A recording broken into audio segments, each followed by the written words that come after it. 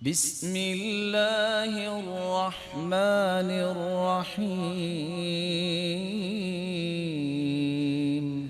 رسول اللہ صلی اللہ علیہ وسلم کے صحابی ابو شریح رضی اللہ تعالی عنہ روایت کرتے ہیں، اور یہ روایت بھی سلسلہ صحیحہ اور صحیح ترغیب و ترہیب میں ہے۔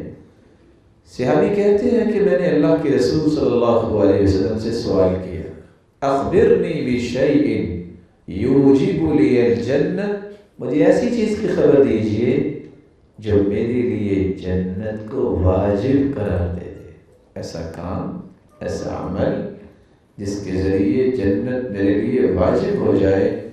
قال طیب الکلام وبذل السلام واطعام الطعام، اگر جنت کو واجب کرنا چاہتے ہو اپنے لیے تو پہلا کام یہ کرو، طیب الکلام، اپنی گفتگو کو خوبصورت بناؤ، وبذل السلام، اور سلام کو عام کرو، پھیلاؤ، واطعام الطعام، اور رب کی رضا کے لیے کھانا کھلاؤ۔